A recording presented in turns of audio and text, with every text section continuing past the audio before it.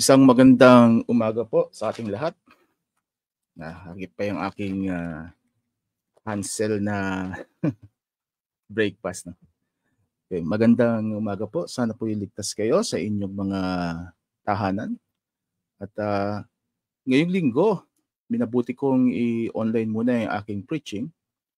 At yung ating pong communion ay gagawin na lang sa church for next week. Sa mga nanonood, pakishare po, pakilike ang ating page. At ito pong broadcast na ito ay ating pagpapatuloy sa ating series, no, yung ating Blessed Family series. At sa lahat po ng mga tulog pa, so tulog-tulog lang po kayo. Kailangan po natin ng kaunting pahinga. Napakasarap po ng weather ngayon. Sabi nila bed weather do po yan. At maganda kayo po yung makabawi. Anyway, ito pong broadcast na ito ay masasave sa page na ito. Pwede nyo pong balikan. Pwede nyo man po ako masaksihan ng live. Okay? Bago po tayo magsimula, ito po yung ating series, Blessed Family. Okay? At ilang announcements lang po para tayo po ay magkaroon ng ideya sa mga susunod na mga events ng ating church at ng Labstrack Movement. Sa darating pong Sabado, September 9, magsisimula pong ating series on mental health issues. Ito po ay may deadline, September 5, 2 days from now. I hope you can register. 2,000 po yan. 4 na topics: depression and suicide, trauma and abuse, anxiety disorder, and addiction issues. Ilan po yan sa mga major chapters ng librong sinusulat ko po about mental health issues. Alam nyo, I cannot tackle all the mental health issues kasi napakarami po nila. Pero pagtutuunan ko po ng pansin sa susunod kong libro ay yung madalas ilapit sa aking mga concerns. Okay? At ito na po, para magkaroon po kayo ng preview sa aking next book project. I hope lahat po ng mga leaders, youth pastors, youth ministers, head pastors, people helpers, kahit mga lay ministers, I hope you can attend this seminar. No? Mental health counseling. Ito po ay Zoom, exclusive Zoom webinar series. 4 na oras po ito, 2 to 6 p.m. Ang forma niya po at o format ay first, I will discuss the issues. No? Ano po yung definition ng mga mental disorder, and then mga basic psycho-spiritual intervention, and then we will have Q&A. Okay? So again, ang deadline po sa Mental Health Counseling Seminar Series ay September 5. So paki-PM po ang page na ito, Generation 316 Ministries, at hingin niyo po ang detalye about the payment details, no? At maganda makarating dito ang mga youth leaders na maraming mga kabataang dumadaan sa mental health illnesses. And then, ang ating pong Labstrack Convergence. Localized po ang Labstrack Convergence next year. We will not have a large gathering. At ito po'y bahagi ng aming pagtitipid din kasi napakalaki po ng cost, no? At maganda rin na partnerships po ang aming gawin. So meron na po kaming event na gagawin sa February 3. Sana'y makadalo kayo sa lahat ng mga malapit sa Metro East, the east of Metro Manila. Rizal, Antipolo, yan po yung mga lugar, Angono, Binangunan, kahit po Marikina at Pasig. I hope you can attend this event on February 3, 2024 sa CMGO Fellowship. Malapit po yan sa Brookside. Honestly, katabi lang po ng Brookside Kaintayan, yung Rublo Marketplace, building po siya, sa 3rd floor po yan. Pero ito po ang ating panawagan. I hope you can register as soon as possible kasi limited to 250 people lang po ang capacity ng lugar. Pero ito po, meron po kayong free shirt if you can pay on or before October 30. Habulin nyo na po iyan. At totoo niyan, every event ng Labstrack Convergence, lagi kaming nagnanais na magkaroon ng free t-shirt sa mga early bird nagbabayad. No? And I hope magkasama-sama po tayo. I also will have an event. Di pa ho na-finalize, perhaps sa Norte. Pero meron na po kami sa Caloocan by February 10. I will have my seminar. And then, kung kalooban ng Panginoon ay makapunta rin tayo sa Mindanao. Okay? Pero I hope ito ho muna ang inyong pagtuunan ng pansin. Kasi ang deadline na po nito is October 30. Okay? So, may isa tayong taga-bati. Bumabati. Magandang umaga sa iyo, Sister Arcely. Okay? Ang ating pong service talaga ay 2:00, pero bunga ng masamang panahon, minabuti ko na ako'y mag-live na muna. Huwag na munang padaluhin yung aking mga membro, no, manatili sa bahay para sa kanilang kaligtasan. Usually, ito talaga ginagawa namin. At mahalaga magkaroon po tayo ng bonding din sa ating mga kapamilya. So kindly like, share this broadcast. And I hope mapagpala kayo ng ating pag-aaralang salita ng Diyos sa umaga na ito. Okay, so huwag niyo kalimutan po, no? Mental Health Counseling Seminar Series. Ang deadline po, September 5. At ito pong Rise Up and Stand Firm. Ang deadline po niyan sa pagbabayad, October 30 naman. Okay, kung gusto niyo po ng promo shirt. Okay, so ito po ang ating pagpapatuloy. Ang ating pong tema sa ating series ay Awit 127:1a, maliban nga na si Yahweh ang nagtatag nitong bahay, ang ginagawa na nagtayo ay wala ring kabuluhan. So sa lahat po ng ating mga kapamilya, importante po na ang Panginoon ang ating sinasandigan sa lahat ng pagkakataon. Okay, sa mga nauna po nating mga teaching series, napag-usapan na po natin yung pamilyang maayos, pamilyang nagkakasundo, at pamilyang makadiyos. So this time, ito na po ang ating topic for this morning. Pamilyang protektado. And we would talk about the story of Joseph at ng kanyang kapamilya. Okay? So bago tayo magsimula po, tayo po ay manalangin. Salamat Panginoon sa iyong biyaya. Pagpalain mo Panginoon ang aming pag-aaral na iyong salita. At sa lahat ng aming maririnig, sa lahat ng aming makukuha sa mensahe na ito'y aming maisabuhay. At patuloy Panginoon, kayo ang aming inaasahan na magkaroon ng paggalaw. Lord, gumalaw ka sa aming pamilya. At sa lahat ng pagkakataon, nais namin na ikaw ang mapapurihan sa lahat ng aming ginagawa. Salamat Ama sa iyong biyaya. Itong aming dalangin sa pangalan ni Jesus. Amen. Tandaan po natin ito. Ang plano ng kaaway ay sirain ng bawat pamilya sa ating lipunan. Sinabi ko na po ito sa una nating series na ang kaaway, hindi niya sisirain ng church first and foremost. Hindi po. Ang sisirain niya ay ang pamilya. Bakit? Sino ba bumubuo sa ating mga churches? Di ba mga pamilya?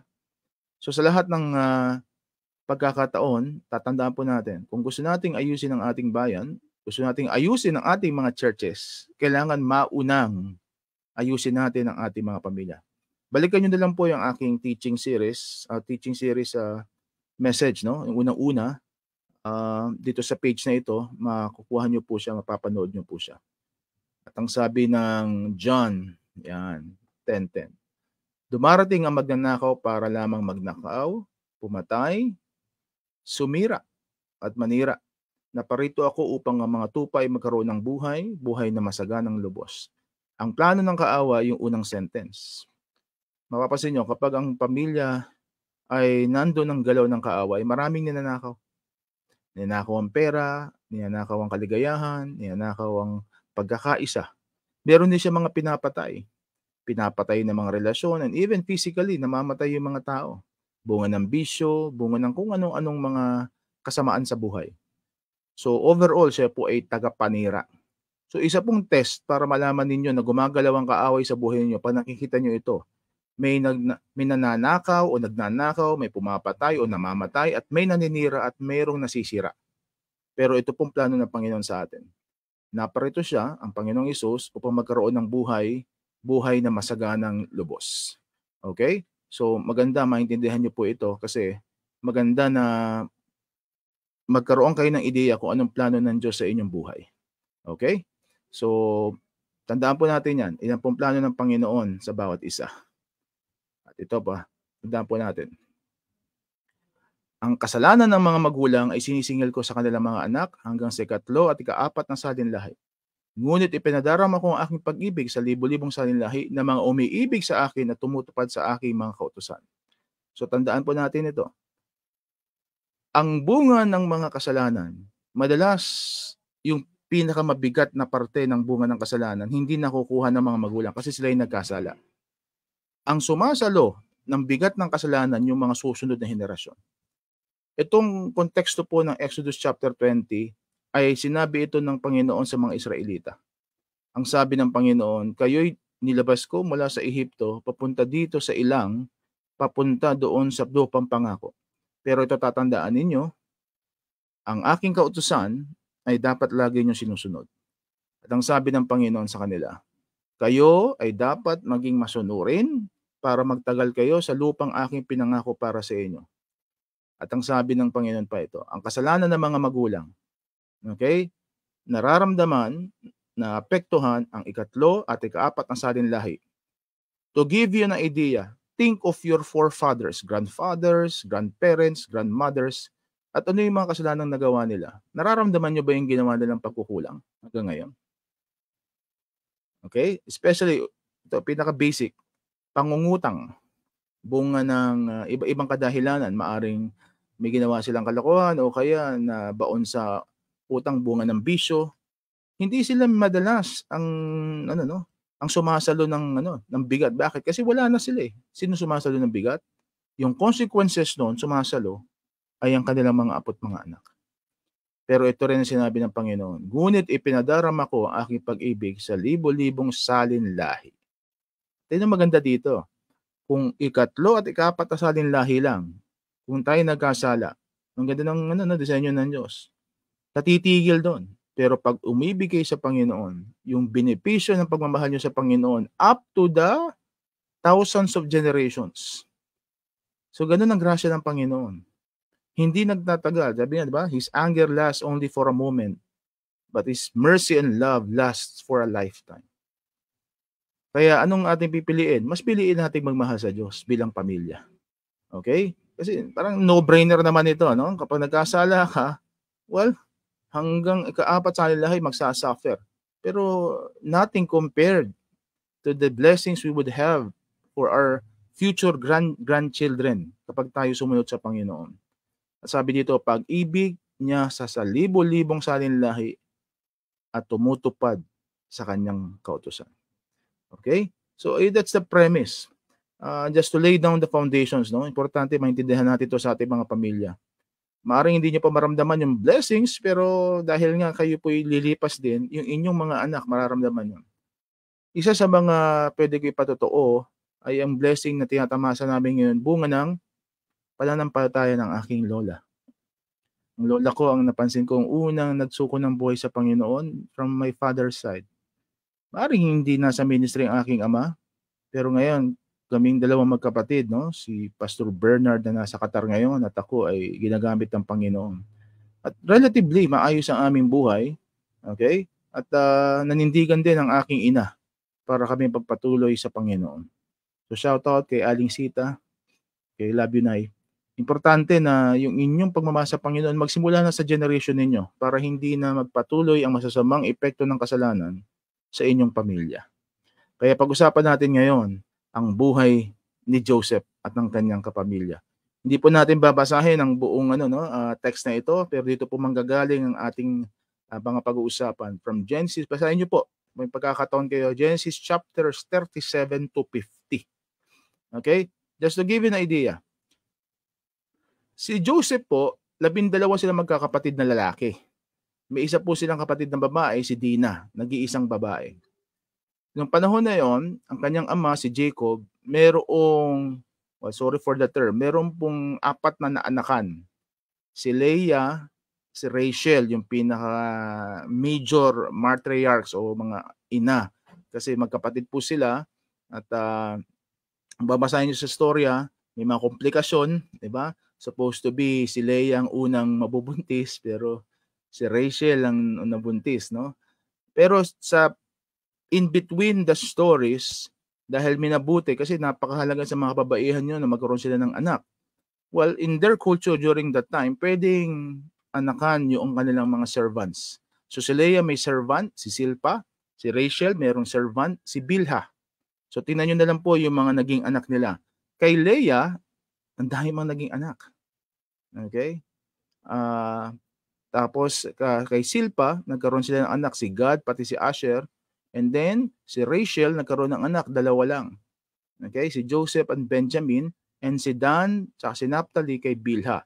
What's prominent in this story is the following. Number 1, sa lahat ng mga anak ni Joseph, sinabi ng Biblia na si Joseph ang pinaka-favorite yung sa anak ni Jacob kay Rachel.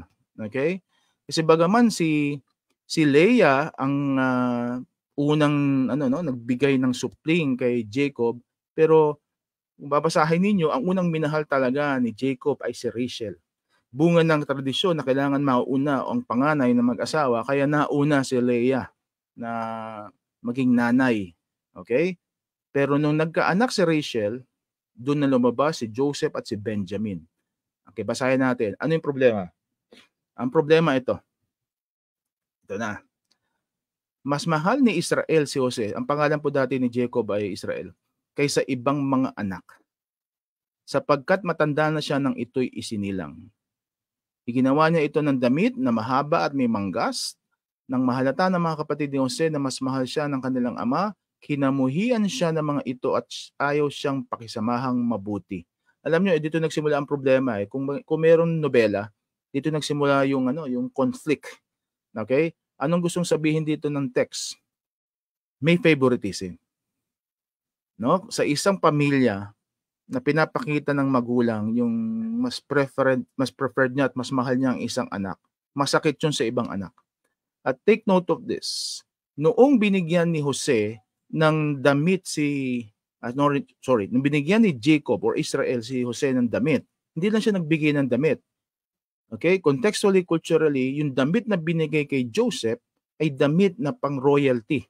And when you wear that wardrobe, yung ibig sabihin, hindi ka na magtatrabaho sa bukid.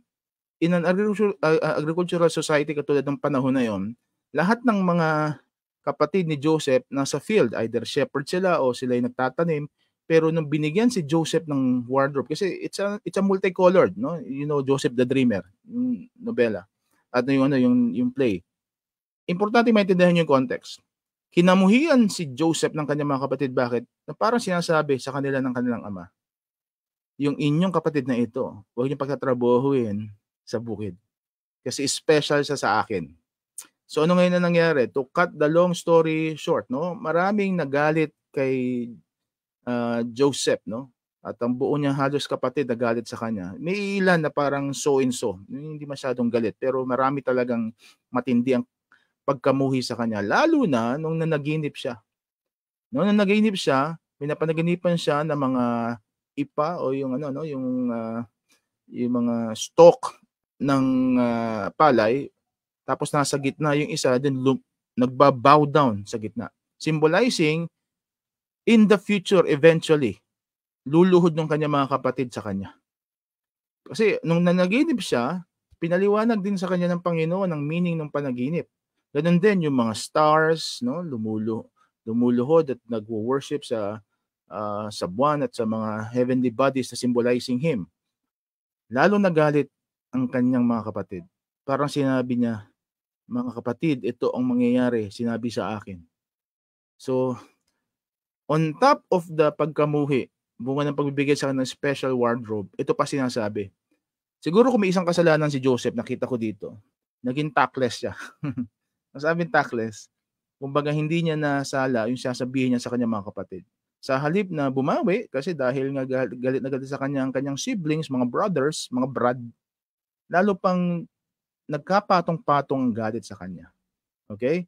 Kaya sa ating mga magkakapatid, dahan-dahan, no, kahit totoo yung ating pinagsasabi, pero dahan-dahan, we must be tactful. Kumbaga, we must be full of empathy. Makiramdam tayo, be sensitive sa ating sinasabi sa ating mga kapamilya.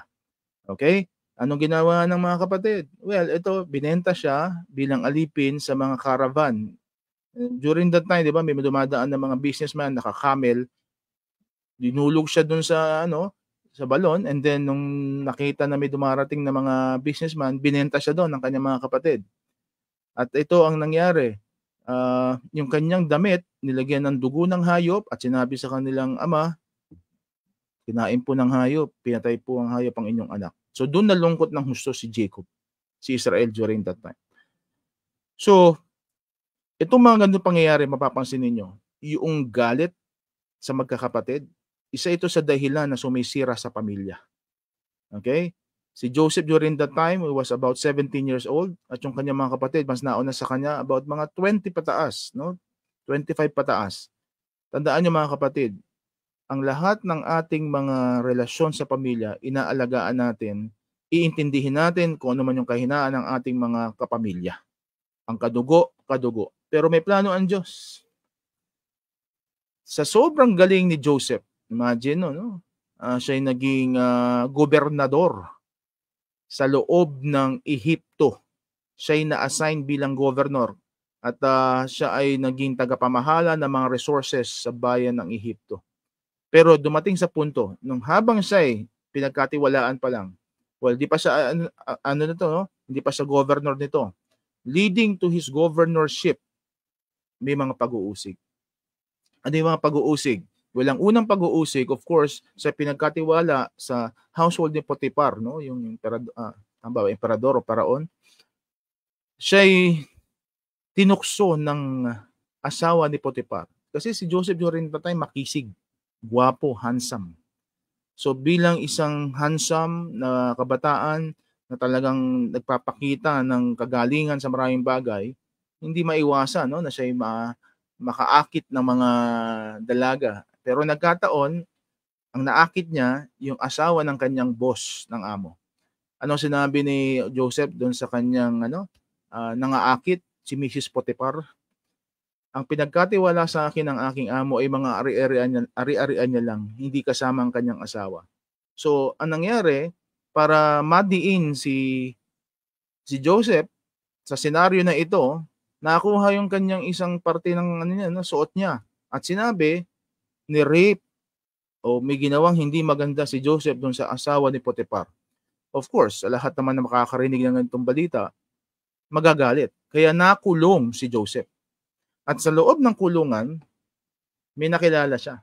2 tao. No? 2 alipin sa kaharian. Okay? Isang baker at isang cupbearer. Ano yung baker? Of course, nagluluto, gumagawa ng pagkain. And then isang cupbearer. Pag sabing cupbearer, hindi lang siya tagapagdala ng cup. Siya unang umiinom kung may lason o hindi yung iinumin ng hari. Okay? So nanaginip itong 2 na ito. Well, basahin nyo lang po ano po yung panaginip. Pero ito po yung resulta ng panaginip na interpret ni Joseph. So may isang gifting po si Joseph. Hindi lang siya nananaginip, nag-interpret din siya ng panaginip. Genesis chapter 40, basahin natin. Yung una, okay, pinatay. Okay? Ibinalik naman yung una sa kanyang posisyon, yung cupbearer, tagapangasiwa ng mga inumin, ngunit ipinabitay ang punong panadero. Natupad nga sinabi ni Jose sa 2, pero ito, ang sinabi kasi ni Jose doon sa kanilang 2, kapag na-interpret ko panaginip ninyo, I hope pag kayo lumaya, maalala niyo ako at bigyan niyo ako ng siguro konting papuri doon sa hari o sa paraon para ako'y makalaya din. Pero ito nangyari, ngunit siya'y nakalimutan ng tagapangasiwa ng mga inumin. So through the years, nakalimutan, meron pala akong kasama. Grabe naman makalimot itong cupbearer. So siguro na-overwhelmed, naging busy. So nagtagal si Joseph sa loob ng kulungan. Okay? Pero sa lahat ng pag-uusig na ito, tandaan ninyo, may pagtatagumpay. Saan nanggaling yung kanyang yung kanyang pagtatagumpay nung nagkaroon ng panaginip ang paraon. Okay? At ang panaginip ng paraon would talk about yung famine o taggutom. Okay? Merong magkakaroon ng 7 taon ng tag-ani at 7 taon ng taggutom. At ang tanong ng paraon, sino makaka-interpret nito? Pinatawag niya na lahat ng mga magician, siguro mga manghuhula, walang naka-interpret ng anong paman. Nagkaroon ng trick ang hari, hindi ko sasabihin sa inyo kung ano panaginip ko. Pag nasabi ninyo sa akin kung ano panaginip ko, kayo talaga ang pinadala ng Diyos. Anong sinabi ng paraon? Nung na-interpret ni Joseph? Genesis chapter 41, ang sabi niya ito. Kaya sinabi ng paraon kay Jose, ang Diyos ang nagpakita sa iyo ng lahat ng ito. Kaya't wala nang hihigit pa sa iyo sa karunungan at pangunawa. Ikaw, ito na yung promotion. Ikaw ang pamamahalain ko sa buong bansa at susundin ka ng lahat. Ang aking trono lamang ang hindi mapapasayo. At ngayon, ito na, inilalagay kitang gobernador ng buong Ehipto. So anong naganap? Si Joseph ang naging tagapanguna para mag-ipon ng mga pagkain for the 7 years sa paghahanda sa 7 years of famine. Genesis chapter 41, ayan po ang kanyang naging papel. Di ba? So, galing sa kulungan. No, paano na-interpret ito ni Joseph? I forgot. Kasi naalala siya ngayon nung cupbearer. Meron po ako nakasama, magaling mag-interpret. Siya po ang pinadala. Tandaan niyo po, God works in mysterious ways. Sa tamang panahon, darating ang punto, yung break ninyo. Ito madalas na tinatanong sa akin, Pastor, kailan ba yung tamang ganito, tamang ganyan? Alam nyo, ang timeline ng buhay natin, hindi nakadepende sa kagustuhan natin. Nakadepende yan sa panahon na nilaan sa inyo ng Panginoon. At ito yung panahon, ito na yung break ni Joseph. Naging emperador siya. Pero ito nangyari, plot twist. Okay. Buti tayo fast forward. Sa panahon ng taggutom, yung mga adjacent o katabing mga bayan ng Ehipto nagutom din kasi walang ani. Kung sila nagtatanim, natuyuan yung kanilang mga bukid tapos hindi lumalago yung mga halaman at mga pananim nila. Nagpunta ngayon doon yung mga kapatid ni Joseph sa Ehipto kasi nabalitaan nila merong binebenta kasi marami silang grains o kaya maraming pagkain. At ito nangyari, nakilala sila ni Joseph. At ito na ang matindi. Pang maalaala mo kaya, Genesis chapter 42. Nung nakita sila ni Joseph, hindi niya kinausap muna yung kanyang kapatid niya. Itong nangyari. Iniwan muna sila ni Jose dahil sa hindi na niya mapigil ang pag-iyak. Ikaw na pinagtaksilan ng mga kapatid mo, nakita mo after so many years, sila na ngayon lumalapit sa iyo. Siguro nasa isip ni Joseph, nangyayari na yung napanaginipan ko, na sila ngayon ang luluhod sa harapan ko, magmamakaawa para humingi ng tulong sa akin. Nang panatag ng kanyang kalooban, bumalik siya at binukod si Simeon. Si Simeon, ipinagapos niya ito sa harapan nila. Okay? Si Simeon yung panganay. Kasi unang-una, kailangan mayroong representative ang magkakapatid. Ang istorya at ang gustong palabasin ni Joseph na konting drama, sila'y mga espiya. Inakasuhan sila mga espiya. Okay? At ito yan. Nung sila'y nag-usap at sila'y nagkaroon ng balitaktakan, pinagbigyan ni Joseph na makauwi ang kanyang mga kapatid. Okay?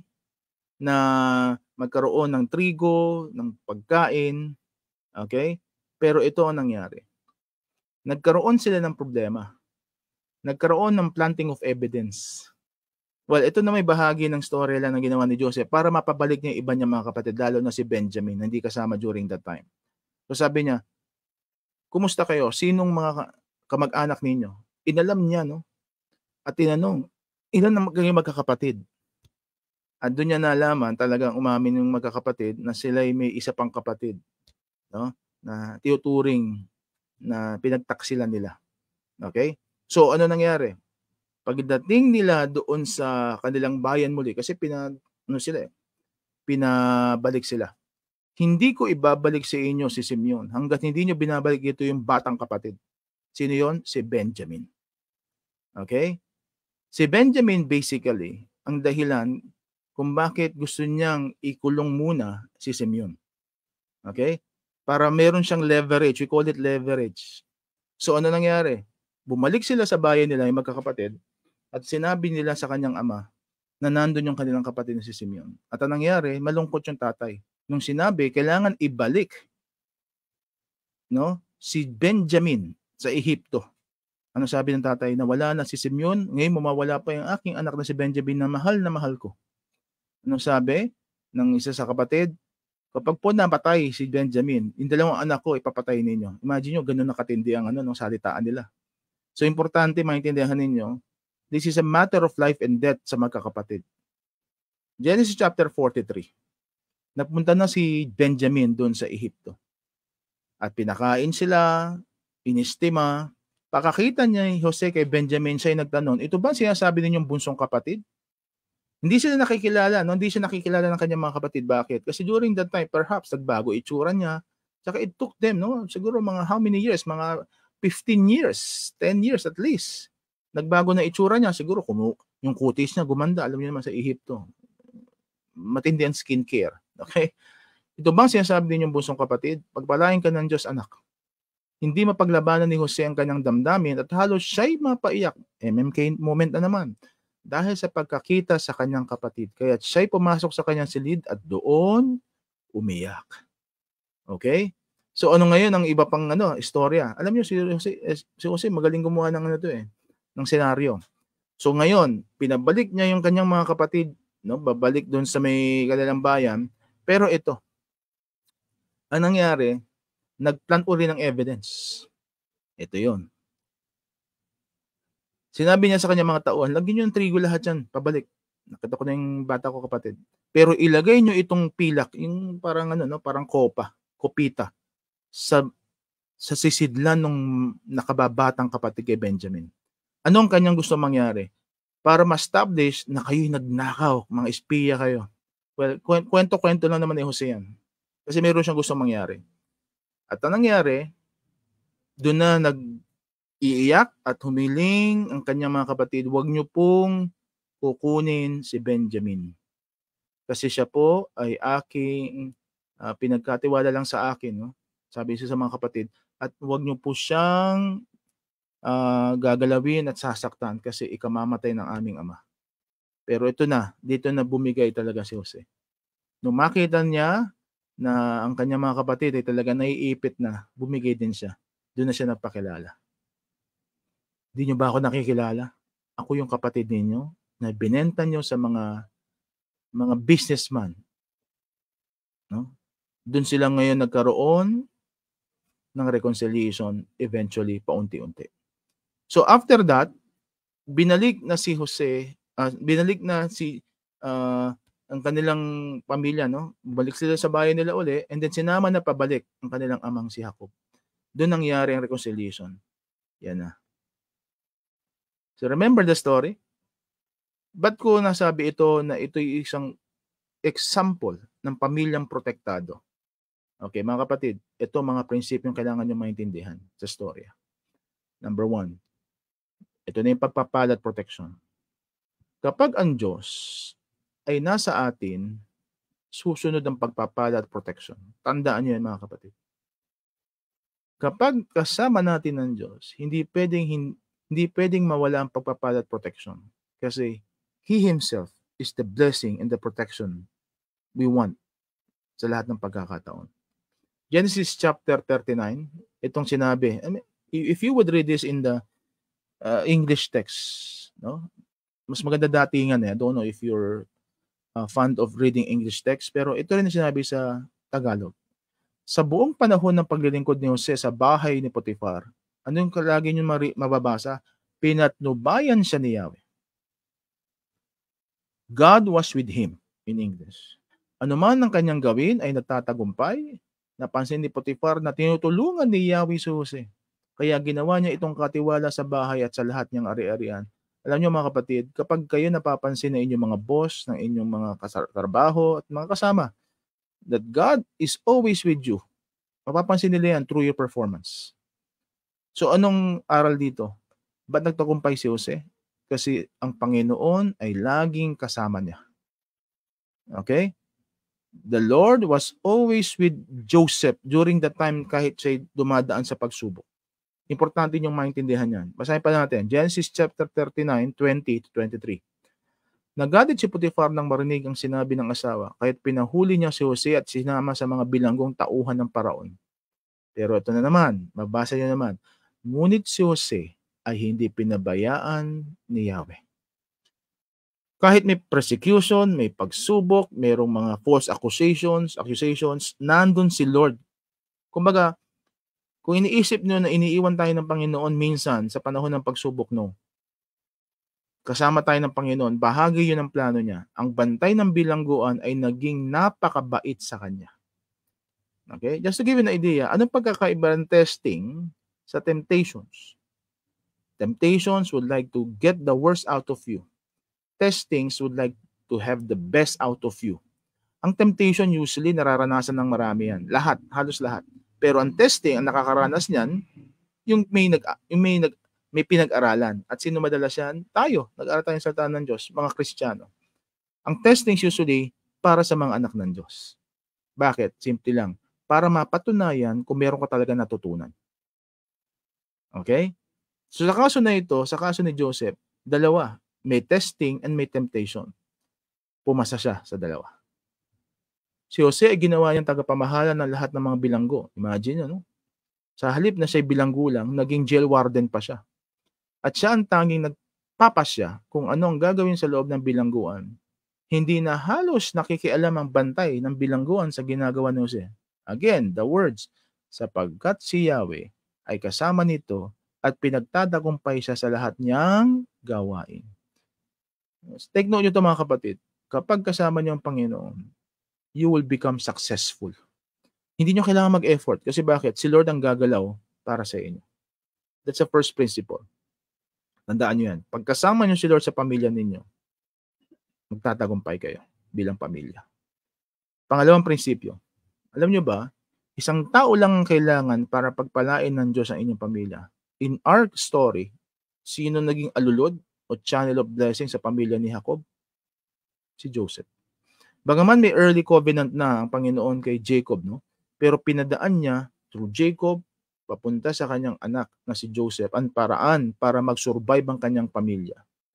The same thing, the same principle in Ezekiel chapter 22. Okay? Ang sinabi dito ng Panginoon, humanap ako ng isang tao makapaglalagay ng pader upang ipagsanggalang ang lungsod sa araw na ibuhos ko ang aking puot, ngunit wala ako makita. Kailangan kasi ng Panginoon in this context sa Ezekiel ng isang mediator intercessor.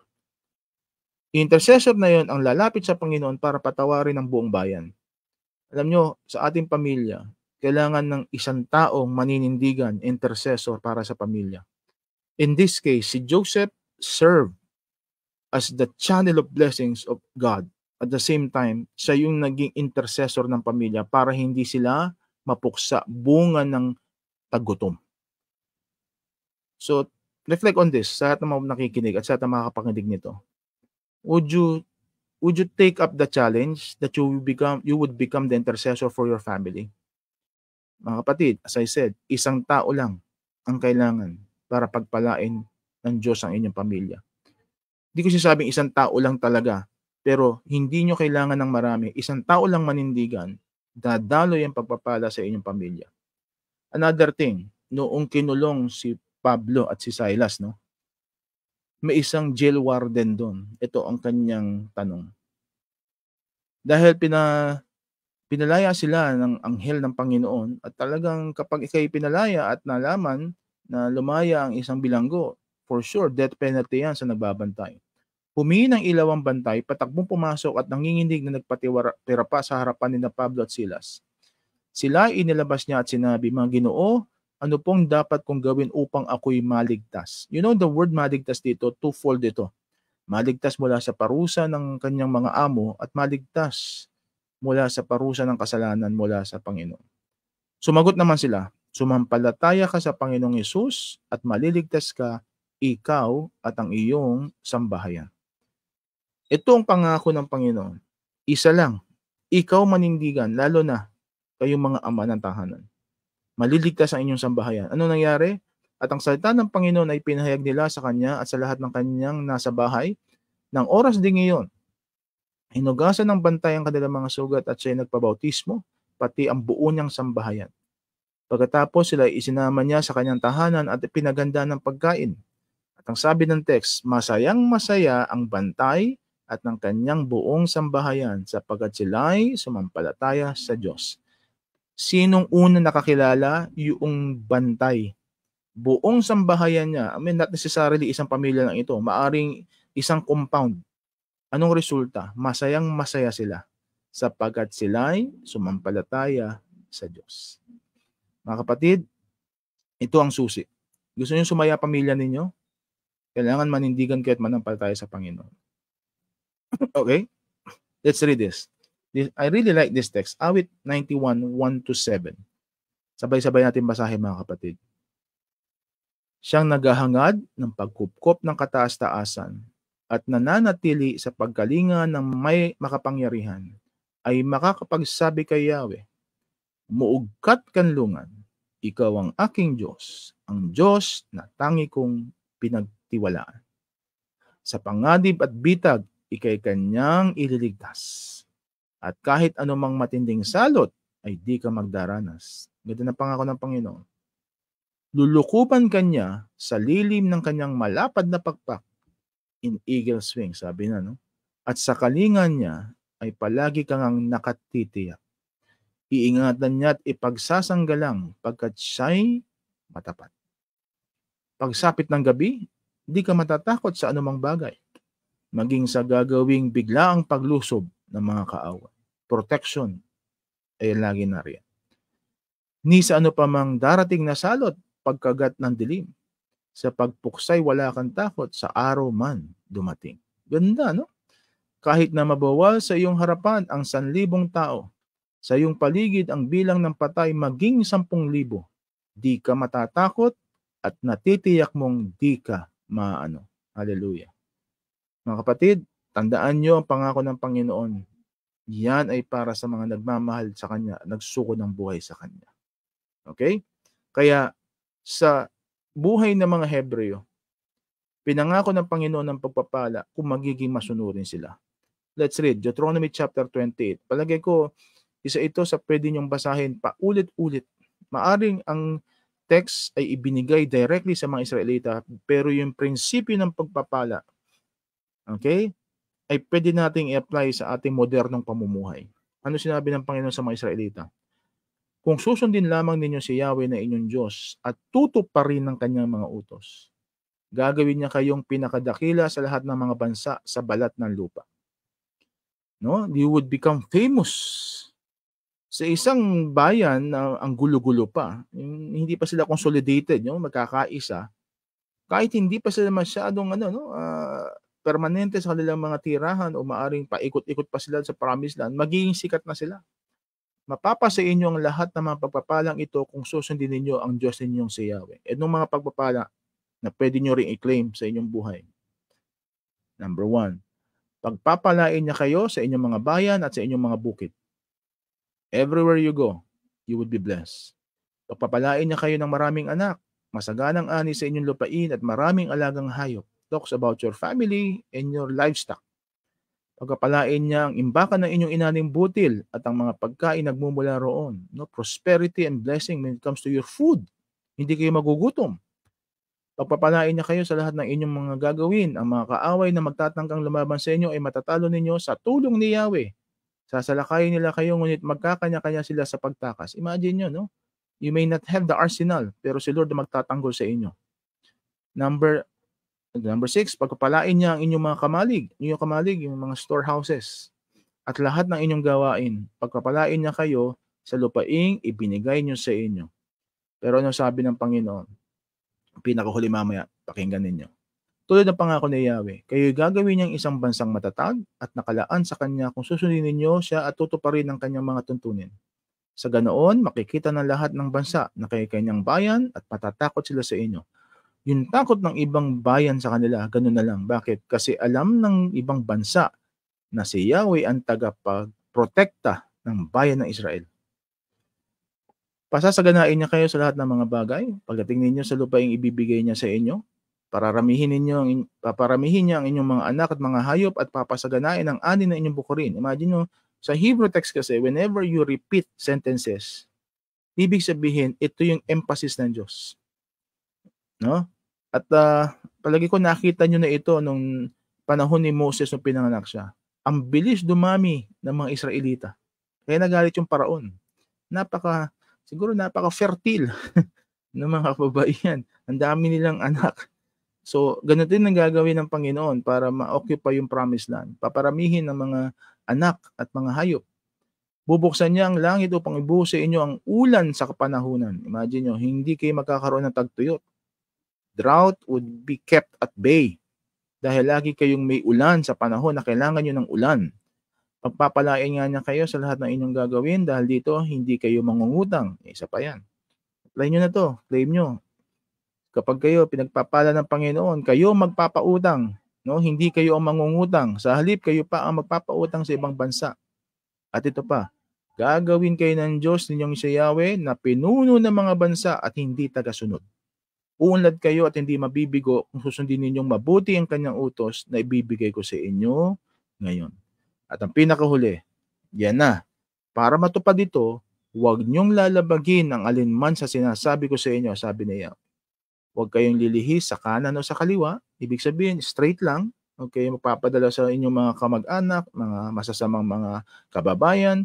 Huwag kayong tatalikod kay Yahweh, ni sasamba o maglilingkod sa mga Diyos-Diyosan. Itong kalaban ng mga Israelita, marami silang Diyos-Diyosan. Kasi nanggaling sila sa bayan ng Ehipto na maraming idols na hindi naman mga Diyos. Inaalay yung mga anak nila, nagsasakripisyo ng kung ano, pero wala lang. Dahil ang Diyos natin ay Diyos na mapanibughuin, a jealous God. Yung ating affection dapat sa Panginoon lang. Okay? So mga kapatid, anong sikreto sa pagpapala? Patuloy na pagsunod sa Diyos. Mapapansin nyo, kapag sa inyong mga kamag-anak, mayroong mga pasaway, hindi kailanman magpo-flow ang pagpapala ng Diyos doon. Kasi bakit? Kahit pagpalain siya ng Diyos, dahil naawa, mawawala rin. Bakit? Pasaway. At ito, third principle, I would like you to know. Listen up, mga kalalakihan. Napakahalaga ng Ama sa kaligtasan ng bawat pamilya. Sino ang naging dahilan bakit nag-away? Pansin nyo? Dahil nagkaroon ng favoritism si Israel. No? Ang Israel ay pinangalan kay Jacob nang siya'y ma-overcome niya yung Panginoon sa isang battle, no? Sa Peniel. At marami pa mga instances sa Bethel. Ano nangyari? Paano naging Israel si Jacob? Nung nagkaroon siya ng pagkakataon ng patunayan na talagang willing siyang sumunod sa Diyos. At talagang gagawin niya lahat para sumunod sa Diyos. Pero siya rin naging dahilan, bunga ng kanyang kahinaan, nagkaroon ng favoritism. At dito nagsimula yung tension. Kaya mga kapatid, importante, mga tatay na nakikinig, ayusin ninyo inyong buhay kasi kayo ang magiging unang dahilan para maayos o masira ang inyong pamilya. Isa ko nakitang meme. Waking up in heaven after begging God to take my wife's headache away. Imagine mo. Mabuti napunta pa sa heaven ng tatay. No? Pinalangin niya daw, tanggalin yung sakit ng ulo at ng pagkatao ng kanyang asawa. No? Siya pala yun. Okay, that's a meme. Okay, o yung seryosoy masyado. Importante lang, you know the message.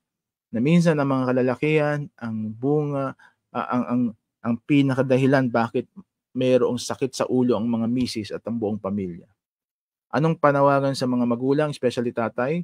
Huwag niyong ibuyo sa paghihimagsik ang inyong mga anak. Dito nagkulang si Jacob or Israel. Ginalit niya ang kanyang mga anak, bunga ng favoritism niya. Okay?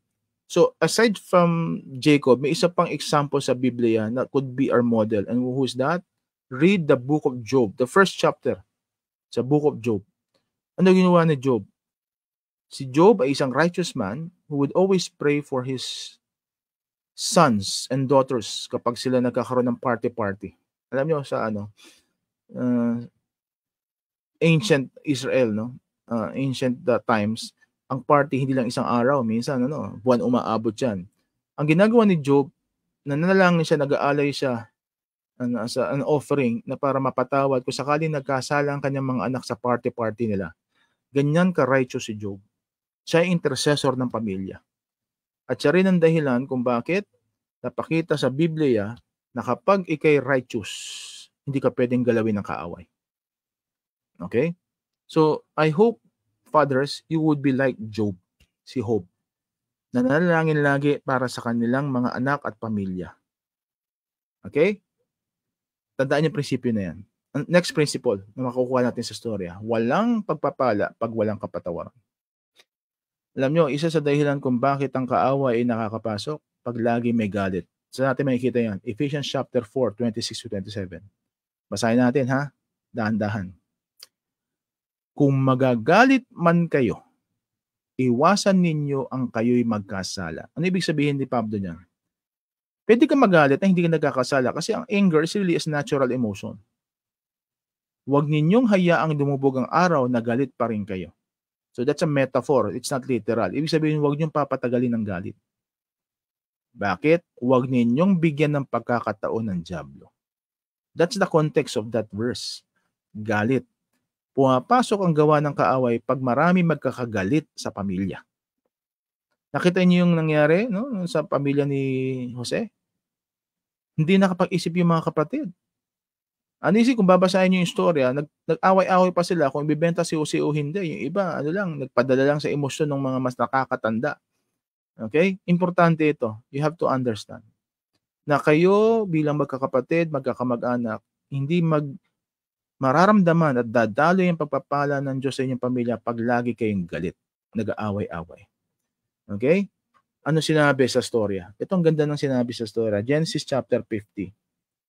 Nagpasugo sila kay Jose at pinasabi ang ganito. Meron daw payo at last will and testament natin ang ama. Bago namatay ang ating ama, ipinagbilin niya na sabihin ito sa iyo. Ito yung word.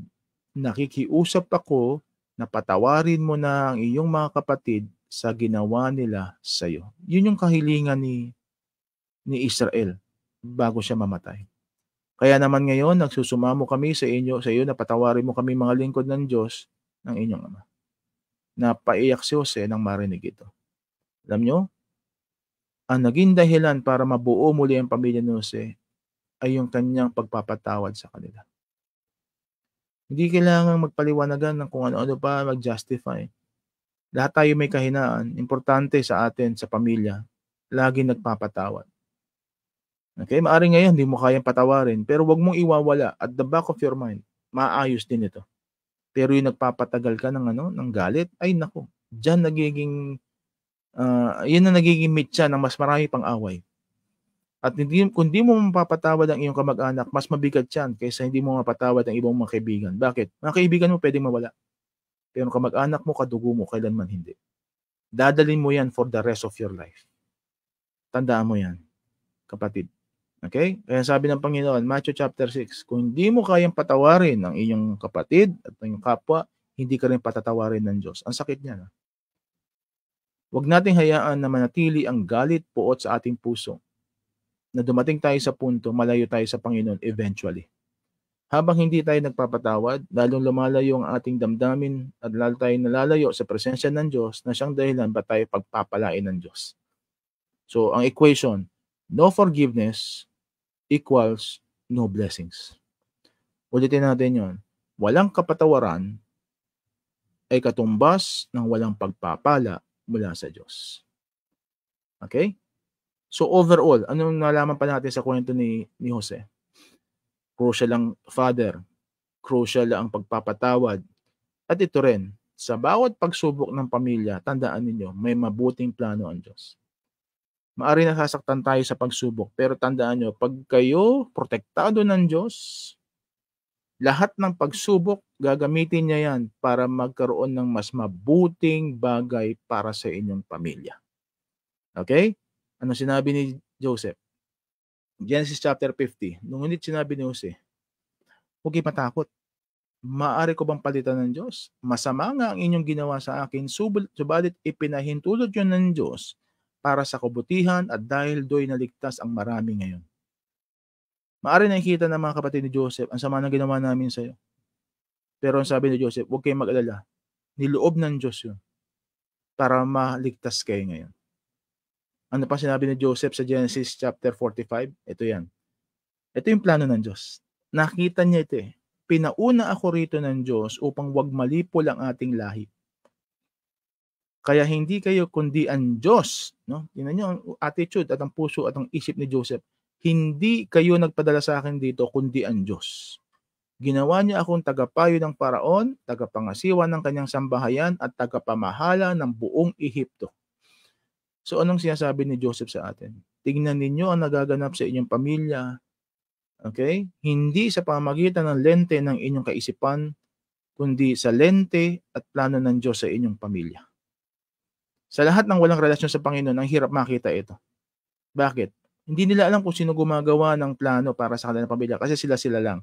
Pero sa lahat ng pamilya at kayo na naninindigan na protektado ng Diyos sa inyong pamilya kasi kayo naninindigan para sa inyong pamilya, tandaan nyo, may plano si Lord sa lahat ng pagsubok. Okay? And I would like to tell you the story of our family. Ito yung aming family picture bago mamatay si tatay. Mga bata pa yung pamangkin ko dyan. Si Carlo yata wala pang anak. Nasa kaliwa. Wala pa si JC. Ito yung huling family picture namin. Kasi ang humiling ng tatay ko. Imagine nyo, hindi humihiling ng kung ano-ano yun. Sinabi niya, gusto ko magkaroon tayo ng family picture. I think this is 2 or 3 years before he died. He passed away. So that's one of the best pictures na tinatago namin sa aming album. Okay? Pero kahit wala na si tatay, nagpapatuloy yung fellowship namin magkakapatid kasama si nanay. So last time, we went to Boracay, yung picture namin, at kumpleto kami magkakapatid na maliban sa aming dalawang kapatid, si Pastor Bern, pati si Jonathan na nasa Qatar. Pero we always continue to have our fellowship. Bakit? Kasi gusto namin na kahit wala na si tatay, masaya kami kasama aming nanay, si Aling Sita. So ito yung aking kapatid na dalawa, si Pastor Bern at si Jan. Nasa Qatar sila ngayon At sila'y ginagabayan ng Panginoon sa Qatar. At sa side ng aking asawa, ang Esteban, ito kami. Ako lang yung kulay green Koloro kasi Christmas Pati ba si Beth pala naka-green. So, lahat ng membro ng Esteban family ay nakasuko ang buhay sa Diyos. Member ng church at naglilingkod sa Panginoon. Sa side din namin, lahat kami Christian. So through the years, napansin ko, saan ang galing ang lahat ng ito? To apply yung pinag-aralan natin kasi may isang nanindigan. Nagsimula ng lahat dun sa side ng pamilya namin. Sino yon? Si Lola Taba. Si nanay, ni tatay. Yan yung picture ko. I think grade 6 ba ako niyan o first year high school. Si Carlo, si Jan, si Bongbong, pati si Kuya Arnel, nakaganon. Si Lola, ang naging dahilan bakit kami naging Christian. Marami sa amin nagkaroon ng pagkakilala sa Panginoon kasi dinadala kami sa Sunday school ni Lola sa Pasig Bethel Temple. At isang dahilan bakit kami nagkaroon ng commitment mag-Bible study kasi siya talaga ang nagpakita ng modelo. Then sumunod si nanay na naging Christian. So ano sinasabi ko? Kailangan may magsimula ng mabuting bagay na gagawin ng Panginoon sa inyong pamilya. And I challenge you, kayo yun. Okay? Kahit maraming pagsubok sa pamilya, itong pinanghawakan ko. Romans chapter 8:28. Alam nating sa lahat ng bagay ay gumagawa ang Diyos para sa mabuti. Okay? Lahat, all things work together for good. Pero itong crucial, kasama ang mga nagmamahal sa Kanya. Silang mga tinawag ayon sa Kanyang layunin. Alam nyo, magiging maayos lang ang inyong buhay kahit may pagsubok kapag nagmamahal kayo sa Diyos. Ayun nakalagay yun Kasama, sino makakasama lang dito sa plano na ito? Yung lahat na nagmamahal sa Diyos. Ang tanong ko, mahal niyo ba ang Diyos? So, ang pinaka-prinsipyo, and I will end with this, kailangan magmahal at sumuko sa Diyos ang ating buong pamilya. Huwag niyo nang hintayin mga kapatid, ang inyong pamilya o mga members ng pamilya niyo na magsuko, kayo mismo magsimula. And as you go on sa inyong buhay bilang Kristiyano manampalataya, makikita niyo may gagawin si Lord. And I pray, bago tayo pumanaw, lahat ng membro ng ating pamilya makakilala sa Diyos. Panindigan niyo yung mga kapatid, nangyari yan sa aming pamilya at hindi posibleng mangyari sa inyo. Okay? So sa lahat ng ito, tandaan nyo, ang ating pamilya ay protektado mula sa Panginoon. Hindi natin kakantahin yan kasi we don't have the music team. Pero I would like to pray for you. Kung meron kayong mga panalangin, you can PM this page. At ngayon, let's pray for our families. Let's pray.